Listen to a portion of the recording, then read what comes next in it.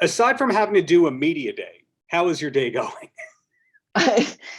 You know what? It's good. It's really good. Thanks. I've read some good scripts and had some good food. What more could you ask for, right? How about you? How was your day, Darren?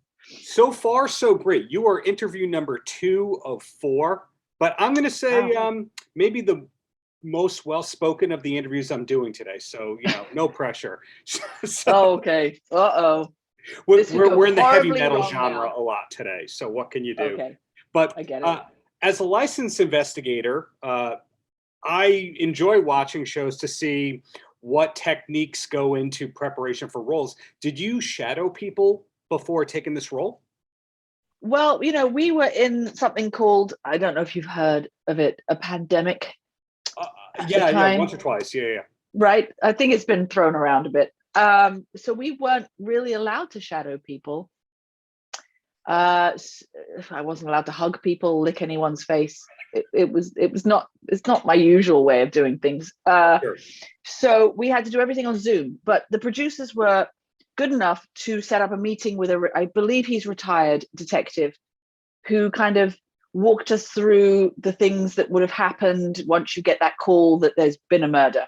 Mm-hmm. And he told us about something called the golden hour and how that's the best time to get as much evidence as you possibly can as soon as the crime has been committed from the victim, all this kind of stuff, before evidence gets tampered with. There's too many people on the scene of the crime. So that's basically what we did through them.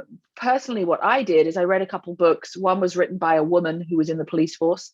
So that was interesting from that standpoint, as you probably understand the misogyny that's in that. Just a few obstacles. Yeah, just a few. A little bit, yeah. And then also another one written by a guy who pretty much explained the same thing that the other detective did, how it's all broken down. Yeah. Well, we've seen a real evolution, I think, in shows that investigate murders, that have police and detective activities. From, if you think about all the shows in the 70s through maybe the late 80s, it was all like they solved the murder. If it's a 1-hour show, they solved the murder about 52 minutes in. It's like the third suspect. Usually, obviously, your show does not follow that formula. But did you grow up watching a lot of procedural shows along those lines? I grew up watching Cagney and Lacey. Excellent. Heart to Heart, also a favorite. And Murder, She Wrote. My mom was a big Murder, She Wrote fan. So I think that that's quite a broad spectrum, right? NYPD Blue, and then obviously the Law and Orders in recent history. So this is not that show. It is definitely not that show. It's a lot smarter, the program that you were part of. How long did you have to keep it a secret of, I'm cast in this? What was the timeline between being cast and the first episode airing? Oh, almost a year. No, a little over a year, actually, a little over a year. But once they released it in the Hollywood Reporter and that kind of thing, it was probably before we started shooting. So yeah, I didn't have to keep it secret for very long, which was nice. Not very good at keeping secrets. Well, did you know outright it was going to be airing in the States? Yes. Yeah. Because they mentioned Acorn TV, and I only knew Acorn TV in America. I didn't even think we had Acorn TV in the UK. So I knew it was for the American market. And also, I think visually, when you watch the show, you're acutely aware it was made for the American market. It's very pretty. The shots of Chelsea, and it's so quintessentially London.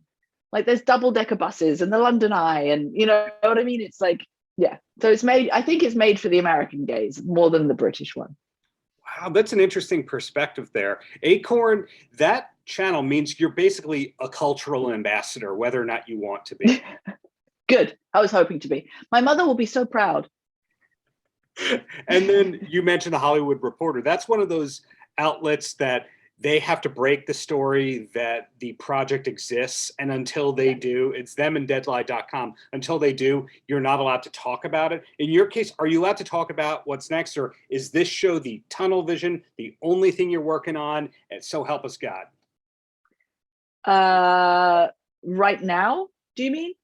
Yeah. Now, as somebody who tapes junkets, a lot, very often, if we're allowed to call them junkets. I don't know if that's a Right.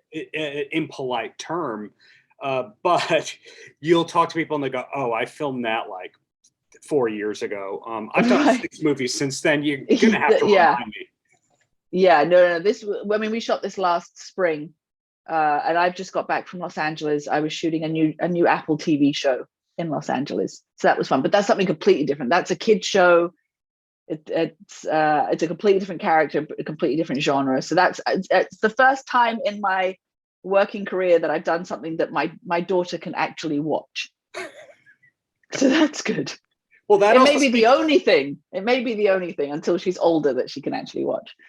depends. I mean, my parents didn't tell me what I couldn't watch when I was growing up, but I still watched Full House. I get it. Yeah. But that speaks to your versatility because, you know, going back like 10 years or so, if somebody was doing a kids project or a thing targeted toward children, it was the end of the rope for their career. And now you can do the most adult thing ever, and then you could go towards something for kids and then go back. Like, I remember James Gandolfini from The Sopranos was on Sesame Street once. Really? Excellent. That's the person you want on Sesame Street. Really, talking to Elmo, just like, yeah, chilling, hanging out on the stoop. Yeah. Yeah, so projecting what I've learned here, excellent show that you've got. Do we know if there's another season coming, or do we have to wait a little bit? I mean, that's a really good question. Everyone involved wants to do another season, so we just have to wait from Acorn. I think it will depend how it's received in the American market. Mm-hmm. And hopefully America loves it as much as we do. I get why anyone would like it. As you pointed out, visually stunning, well written. Mm-hmm. The people did their research. What's not to love? Oh, good. I'm glad you thought we researched it. There we you did. go. I'm joking. We did. Well, I think you did. There's a lot of shows, you know, it's something that drives me crazy without naming names. I watch a lot of shows that are biopics. And you go, that timeline-wise could not have happened. That technology did not exist. There's nothing of your show where I go as an investigator, that would not happen. So somebody did their research. Yeah, excellent. Good to hear. Okay, and then 1 or 2 quick questions, and then you're free. And the first one has nothing to do with the excellent show, and that's who is your favorite musical artist of all time? Oh, that's controversial, because if you'd asked me a while back, I would have said Michael Jackson. But that's a controversial answer. No judgment. My wife and I were married by a Michael Jackson impersonator. So how do you think we feel? Yeah, you can't show those wedding photos to people. No. Also, Freddie Mercury, fantastic. There's a lot. Elvis, David Bowie. I mean, there's a lot. I could go on. We could go on for a while about this. This is a whole other show. It is another show, but I figure let's attach the personality towards, you know, not just greatness on the screen, but what they like to do. So then I guess the last thing I'll ask is a staple question, but what do you wish more people knew about you besides, hey, this is a steadily working great actress? No, thank you. That I can be, I never get to do it, but I can be somewhat amusing. Obviously. Right. I know I always get cast in like the very tough roles, and I'm like, I did stand up in New York. Like, I know I can be a little funny. Give me some written stuff, I can deliver it. I did not know you did stand up in New York. Well, the next junket. When you get me, I mean, it was a mouse fart's worth of energy that I put into it, but I did do it. Yeah. We will find out if it was the Comedy Cellar, Stand Up New York, whatever it was. Sonita, thank you for your time, and just keep up all the greatness. Thank you so much. Take care. Paltrocast.